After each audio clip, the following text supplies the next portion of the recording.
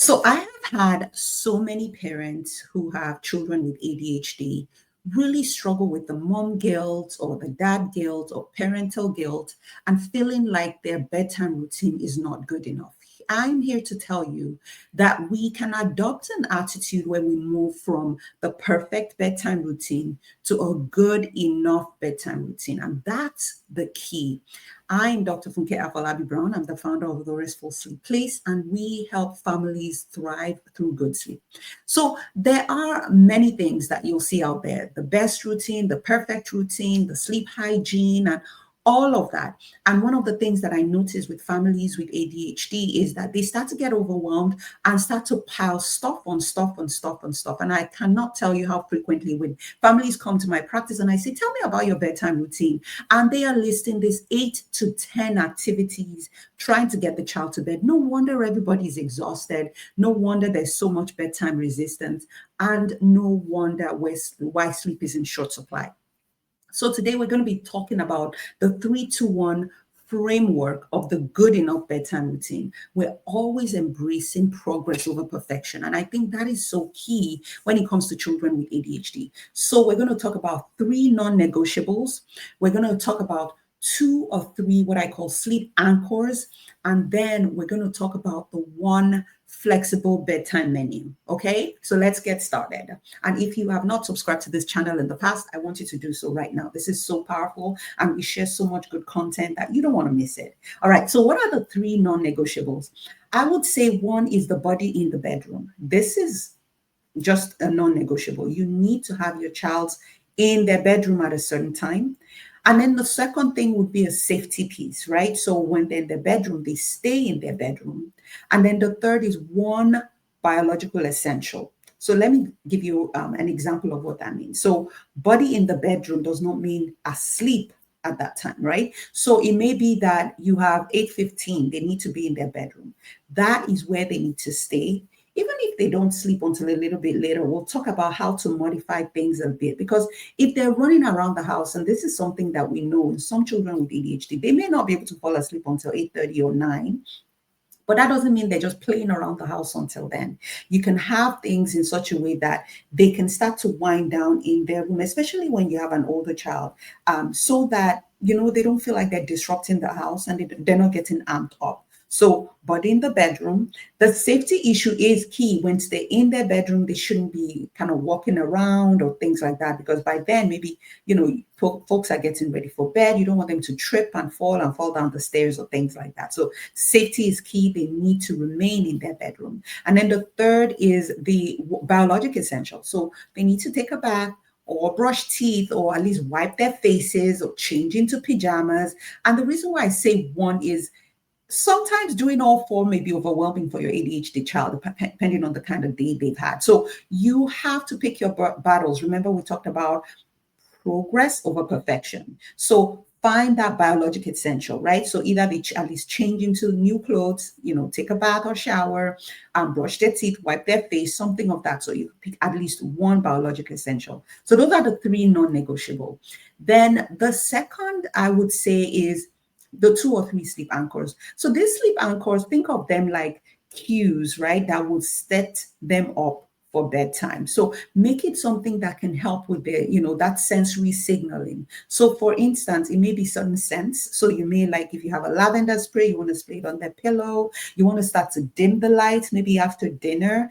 Again, it's sort of in their subconscious, it's within their awareness, right? But they're not fully aware that things are changing. And when you start to do this again and again, their bodies start to anticipate sleep, their brains start to anticipate sleep.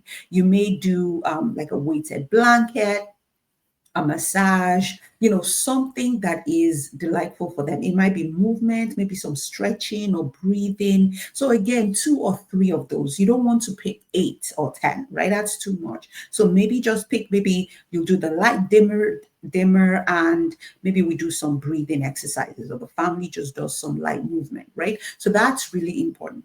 And then one is one flexible bedtime menu. So what does that look like? It's really around them choosing their own wind down activity. So you may choose between, playing quietly with Legos, or, reading a certain book, or listening to an audiobook. So that is something that they can then have their own choice. They may want to do some coloring or some drawing or just reading their own book. That's a flexible menu where you're giving them that one option of what you want to do tonight. You see what we're doing? We're still creating routines, but within the routine, you're empowering your child and creating some flexibility. And I think sometimes, especially for ADHD brains that are constantly seeking novelty, building that in is something that's important. Now, don't get me wrong, if your child is used to sort of the very rigid routine and it works, please, please, please continue to do that. I'm really talking more about those families where the child is really pushing back and everybody is struggling. So let me tell you about a patient I saw. Of course, I'm going to hide their name for identity's sake. Let's call his name Jake. So Jake is the 7-year-old, has a history of ADHD, super restless, really has a hard time settling down for bed, sometimes wakes up in the middle of the night, really struggling in school. Of course, as usual, when they come to see us at the Restful Sleep Place, we've ruled out any medical comorbidity, which I think is very, very important, right? If they have restless leg syndrome, if they have micronutrient deficiencies, all those things will impact sleep. So we want to make sure we address those things. So how did we create sort of the good enough bedtime routine? Because bedtime was chaotic. Like literally, mom, sometimes dad, of course, Jake, they end up in tears at the end of the routine. So we really needed to create that sort of calming, good enough bedtime routine for them. So the first thing we did was with the non-negotiable. Jake needed to be in the bedroom by 8:15 p.m. That was a non-negotiable. The second thing when it comes to those non-negotiable was safety issues. So we had him take some medications because of his ADHD as well as sleep supplement. He needs to take his supplement by 6:30 and his ADHD medication by 6:30. So we made sure that was a non-negotiable. We had to make sure that was something that was established. There was really no arguing about that. And then the third thing was to stay in the room. So that's around safety, staying in the room after bedtime. And then, of course, the hygiene piece was he sometimes would choose to just brush his teeth and wipe his face. Sometimes he would choose to brush his teeth and take a shower. That again created some kind of autonomy and flexibility in what we did. And then in terms of the sleep anchor, what they chose was to dimmer the switch. So after dinner, the lights would just start to go down about an hour or so before bedtime.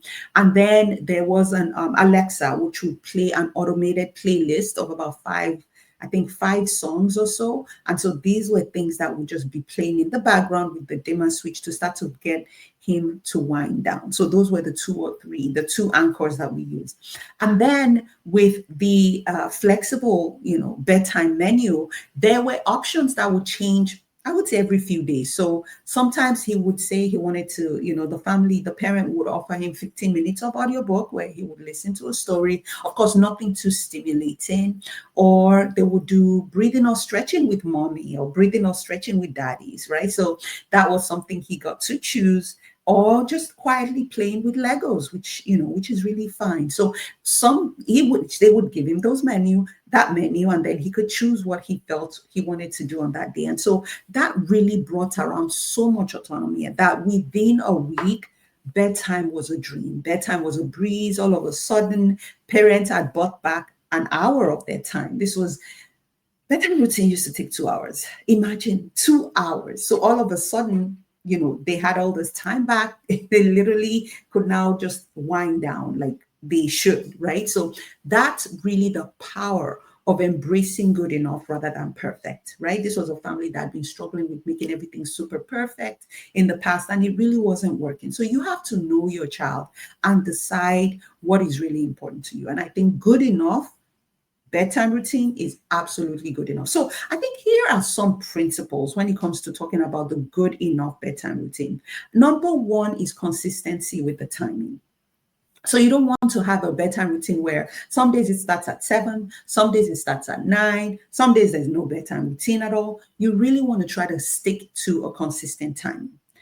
Then the other thing is, remember 2 or 3 things that signal sleep, not 8 to 10. So don't bring a whole laundry list of activities. They go upstairs and then go downstairs and then they go outside and then they go to, to the kitchen. No. You really want to keep things as simple, as straightforward as possible. And then number three, I would say, is give your child agency and autonomy. Let them choose. Of course, you're still setting those boundaries, but within the context of the boundaries, let them still be able to make choices about what they want, right? When they have a say in the matter, it is so empowering. And most children tend to do better in that kind of scenario where they actually get to choose what they want. And then number four, I would say, is adapt to reality, right? Let's literally call a spade a spade. Like our lives, right? Life is life thing. You might have a really hard day. Jake might have a really tough day in school where everything falls apart. Be willing to adapt, be willing to be flexible in those kind of situations and give yourself grace. We are not chasing perfection, we are chasing progress, right? And then finally, learn to redefine success. So instead of we have the perfect bedtime routine and the perfect bedtime, let's say we're becoming more confident, there's less bedtime conflict, and sleep comes easier, right?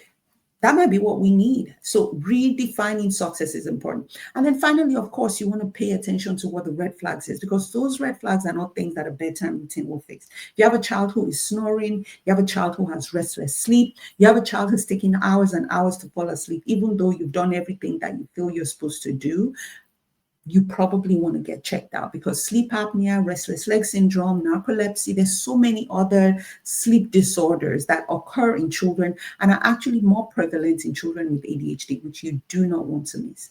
So I hope this has been helpful. We have talked about what is good enough. And I want you as a parent to know that you are good enough. You are not failing.